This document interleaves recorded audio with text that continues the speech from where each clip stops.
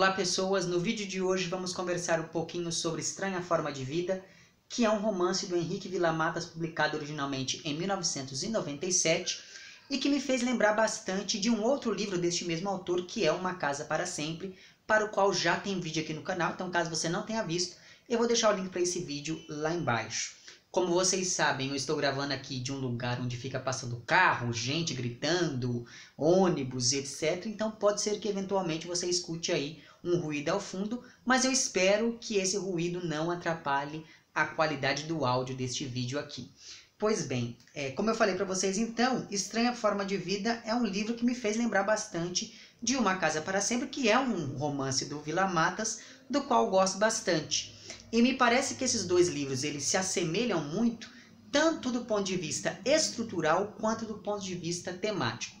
Pensando então nessa proximidade estrutural entre os dois livros, nós temos aqui, assim como tivemos lá também em Uma Casa para Sempre, um romance que se constrói a partir da aproximação de várias narrativas menores, quase independentes, que poderiam muito bem ser interpretadas inclusive como contos. Só que aqui, em Estranha Forma de Vida, essas narrativas são incorporadas a um único fluxo textual, ao passo que, em Uma Casa para Sempre, você tem essas narrativas dispostas como capítulos ou como contos individuais, dependendo da leitura que você faça daquele livro. Com isso, em ambos os casos, o leitor deve estar atento tanto àquilo que é particular de cada narrativa, quanto àquilo que diz respeito ao modo como cada uma dessas narrativas individuais se introduz na estrutura geral aqui disso que eu estou dizendo que é um romance. Ainda que aqui, no caso de Estranha Forma de Vida, a leitura deste livro como sendo um romance é mais aceitável, digamos, do que essa mesma leitura proposta lá a Uma Casa para Sempre, mas enfim. Tudo isso diz respeito então a essa semelhança estrutural entre os dois livros.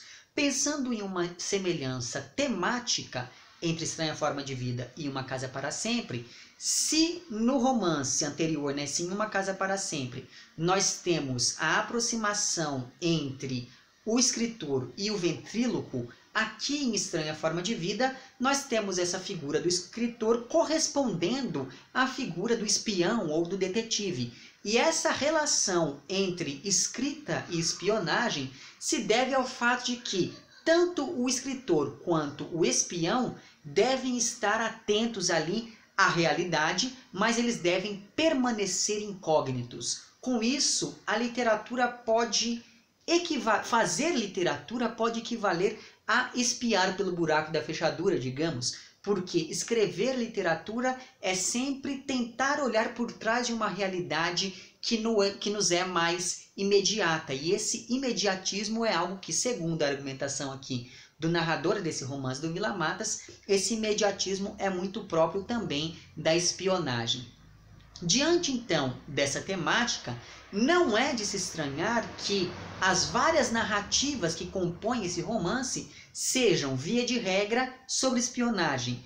Por isso, Estranha Forma de Vida se aproxima em vários momentos do romance policial, seja por conta dessas narrativas menores, seja pela atmosfera de mistério que está sempre pairando sobre o personagem narrador, principalmente naqueles momentos, por exemplo, em que ele recebe cartas de um suposto amigo dos tempos de colégio, só que o narrador não sabe direito quem é esse sujeito. Ou então quando o narrador confessa que ele espia os vizinhos para poder escrever os seus romances, porque além de espião, o narrador também é um escritor.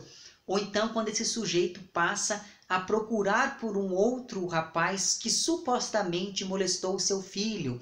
Então veja que são várias as situações aqui narradas que de uma maneira ou de outra acabam aproximando este livro aqui dessas narrativas próprias do romance policial, principalmente por conta da criação de uma atmosfera muito particular a esse gênero narrativo. Só que essa aproximação entre o romance e as narrativas policiais também se dá quando nós pensamos na função que o leitor deve assumir diante de um livro como esse, porque, como é característico da obra do Villa-Matas, aqui em Estranha Forma de Vida, nós temos várias referências a autores e a textos que vão compor aqui essa narrativa. Só que alguns desses autores e algumas dessas citações, alguns desses autores mencionados e algumas dessas citações não existem ou estão incompletas ou estão falseadas, digamos assim, de modo que cabe ao leitor investigar, se atentar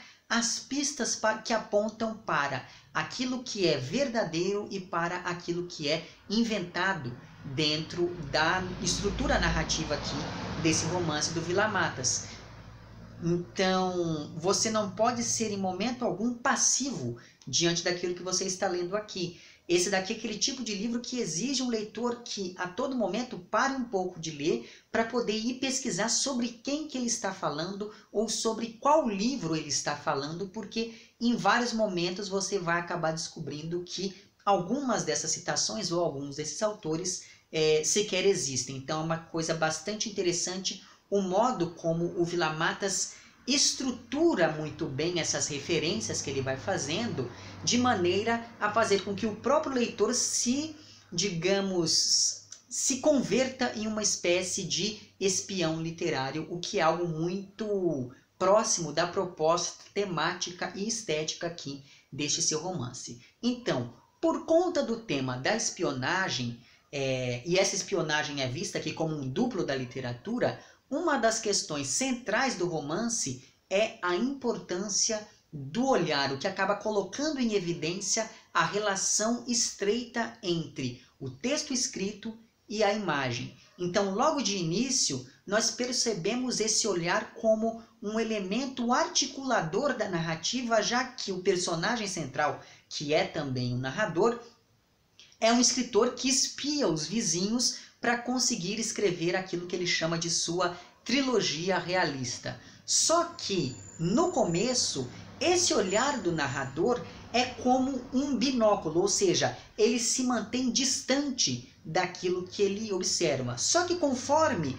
o romance avança, esse olhar vai se convertendo aos poucos em uma câmera fotográfica com o obturador aberto, como ele diz aqui em um dado momento.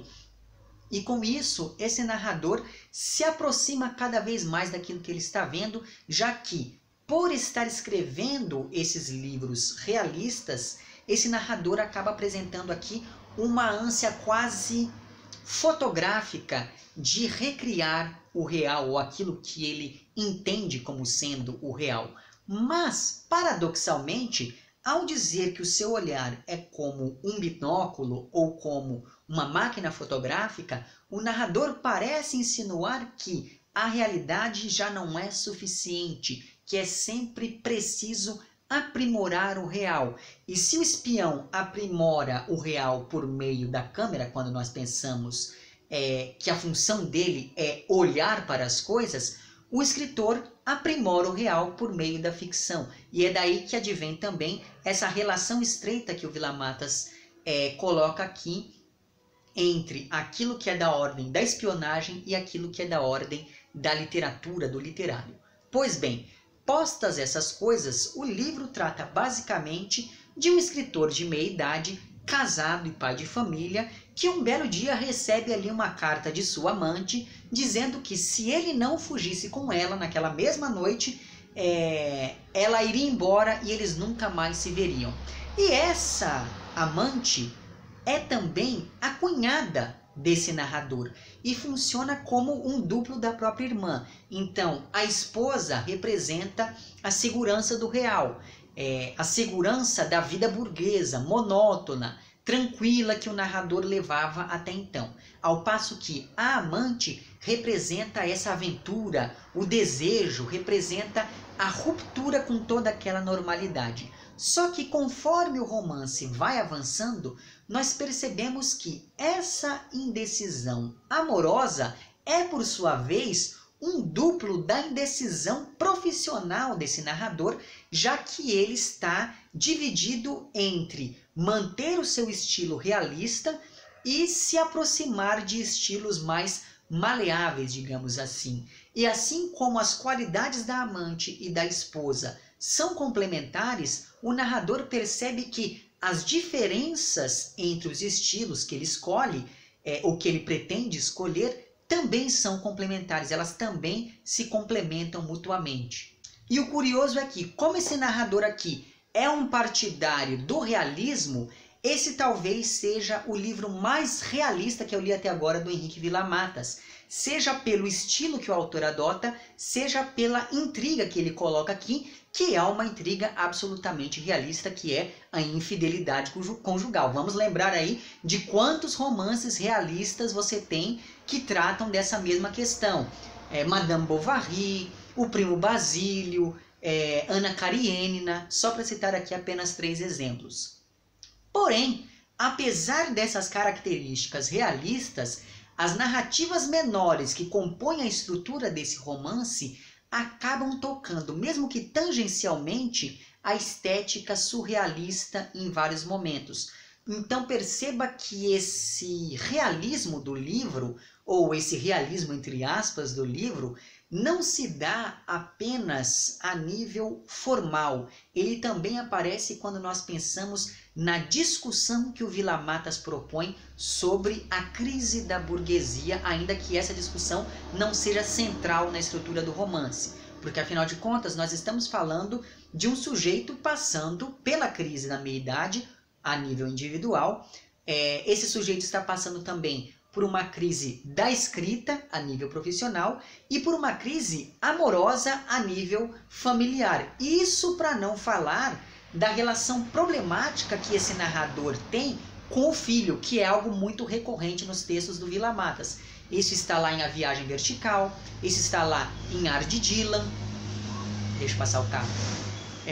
Isso está lá, por exemplo, em alguns dos contos deste mesmo autor. Então essa relação problemática entre pai e filho é uma constante na obra aqui do Villa-Matas. Então perceba que, pensando nessas crises pelas quais está passando o narrador, nós temos aqui uma problematização do indivíduo, do trabalho e da família, que são justamente ali os pilares da vida burguesa.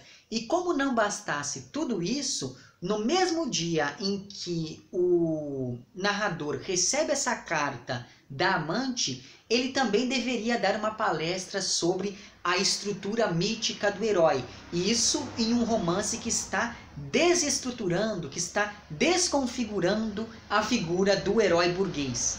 Diante disso, então, o narrador decide que mudaria essa sua palestra para o caso de a amante estar ali na plateia, dando a entender que ele fugiria com ela, que ele gostaria de arriscar, que ele gostaria de investir no desconhecido.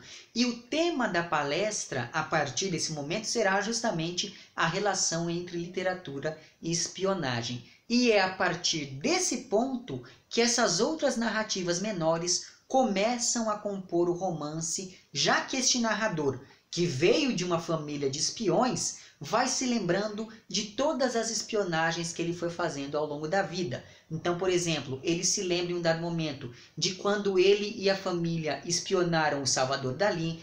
Ele se lembra de como ele conheceu a amante e depois a esposa, e esses contatos que ele vai fazendo têm um pouco a ver com essa questão da espionagem.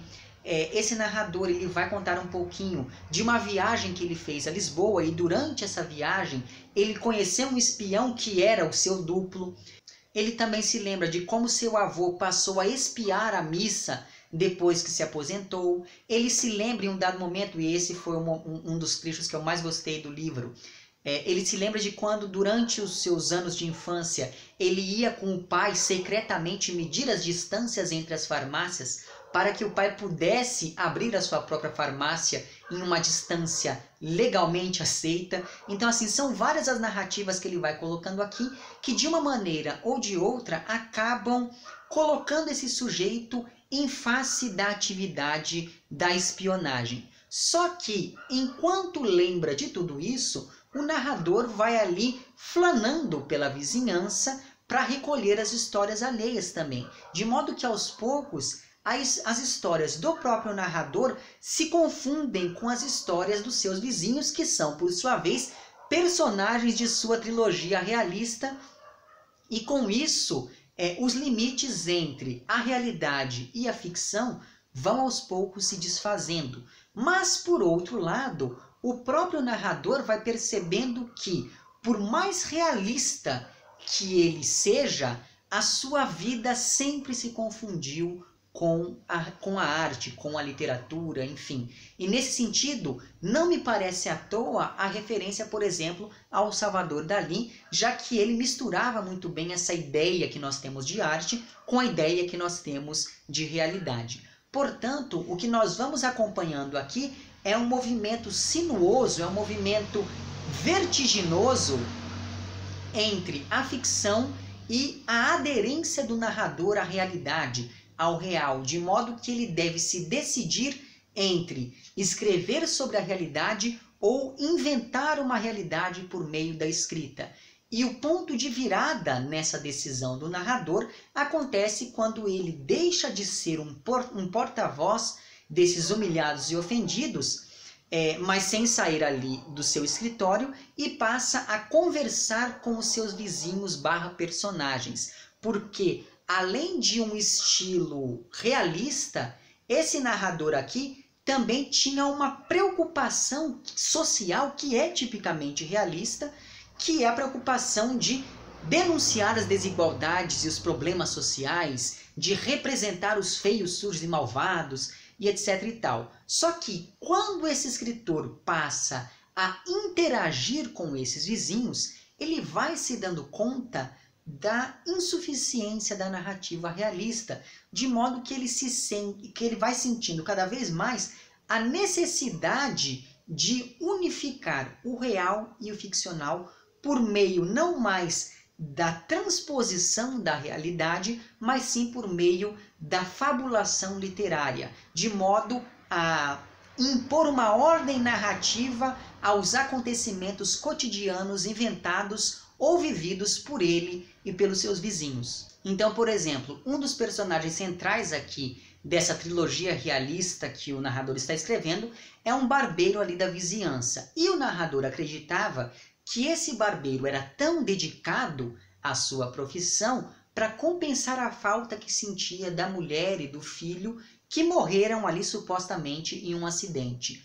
Porém, quando o narrador vai conhecendo esse sujeito, quando ele vai entrando em contato de fato com a realidade, ele descobre que a vida do barbeiro não é nem um pouco trágica e que ele é, na verdade, partidário do fascismo, tendo inclusive matado um suposto agente duplo durante a Guerra Civil Espanhola. Ou seja, a realidade vai se tornando desagradável para esse narrador. E enquanto a realidade se torna cada vez mais desagradável, a literatura ela não precisa ser desagradável.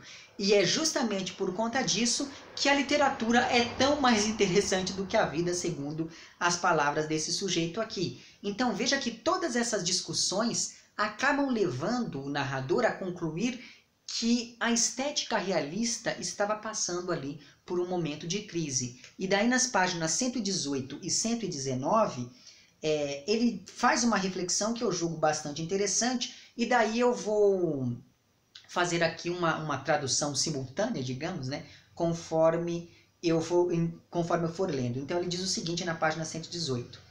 Já fazia muito tempo que vinha suspeitando que, por trás de qualquer imagem real, havia sempre outra mais fiel à realidade, e debaixo desta havia outra ainda mais fiel, e assim até o infinito, e até chegar a uma absoluta e misteriosa que ninguém poderia nunca ver e que nem o melhor dos espiões de todos os tempos conseguiria ver. E daí um pouquinho mais para baixo ele continua dizendo o seguinte: os personagens que me interessavam de verdade só poderiam surgir da imaginação. Os outros, os reais, como personagens menores que eram, eu só poderia algum dia fotografá-los. Então veja que esse é mesmo aquele ponto de virada em que o personagem narrador aqui percebe que a estética realista não conseguiria abarcar completamente a realidade, que por mais que ele fosse e descrevesse o real, ele estaria criando uma outra realidade por meio da linguagem, e é a partir então desse momento que o seu estilo começa a mudar de maneira cada vez mais perceptível. Então perceba que essa rasura da estética realista se reflete mesmo formalmente nesse romance quando nós percebemos que, primeiro, a estrutura da palestra desse narrador é a mesma que se apresenta no romance, que por sua vez replica a estrutura das Mil e Uma Noites, e não por acaso a Sherazade vai ser sempre mencionada aqui ao longo dessa narrativa.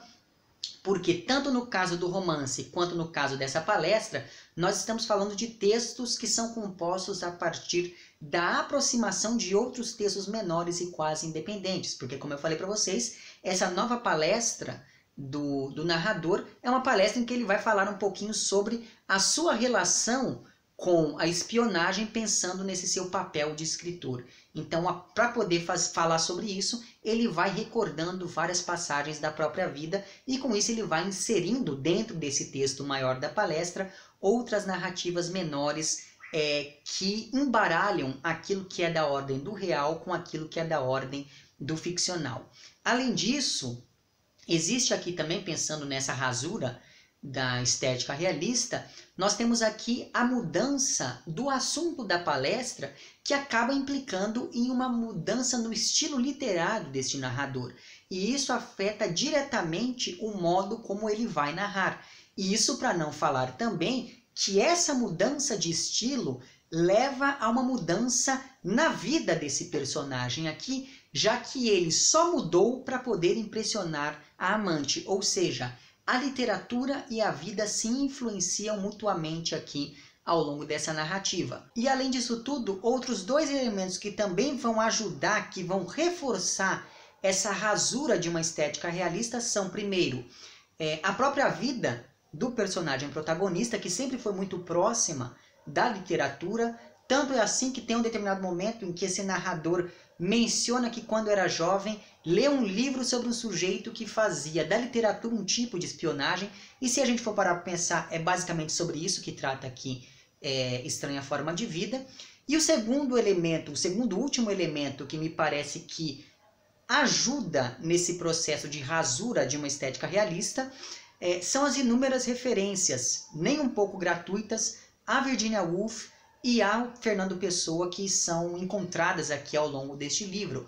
Porque, afinal de contas, o uso do fluxo de consciência que o Vila Matas faz aqui e uma narrativa que se dedica a apenas um dia na vida de um sujeito lembra bastante do que nós temos lá em Mrs. Dalloway, da Virginia Woolf, ao passo que a questão do duplo e da espionagem adquirem aqui neste romance um caráter que lembra bastante daquela discussão sobre os heterônimos do Fernando Pessoa. Então perceba que este livro aqui ele mobiliza uma série de discussões que são bastante interessantes e que são bastante recorrentes dentro da obra do Vila Matas. Entretanto, apesar de todas essas discussões extremamente interessantes e já características da obra deste autor, eu não gostei tanto deste livro quanto gostei dos que li antes dele. Principalmente porque, primeiro, eu tenho aqui os meus motivos para não ter gostado tanto de Estranha Forma de Vida.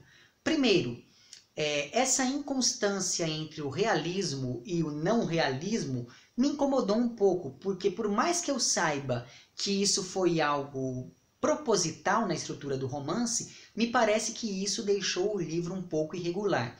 Segundo motivo pelo qual não gostei tanto deste livro é porque essas narrativas menores sobre espionagem, elas vão aos poucos se tornando cansativas, porque elas são muito circulares e muito repetitivas, muito parecidas umas com as outras. Terceiro motivo pelo qual não gostei tanto deste livro é porque, por mais que o estilo do Vila Matas seja mais reflexivo e até autorreflexivo, ainda assim, me parece que nesse livro ele pesou um pouco a mão em questões que não são tão interessantes quanto aquelas questões que ele aborda em livros que eu li antes de ter lido aqui o Estranha Forma de Vida. Como, por exemplo, eu gostei bastante, ou pelo menos eu gostei muito mais do que ele fez em Uma Casa para Sempre, nessa aproximação entre o escritor e o ventríloco do que o que ele faz aqui. Porque aqui me parece que é uma premissa muito simples que ele vai esticando, esticando, esticando, e daí chega um momento em que ele começa a se repetir.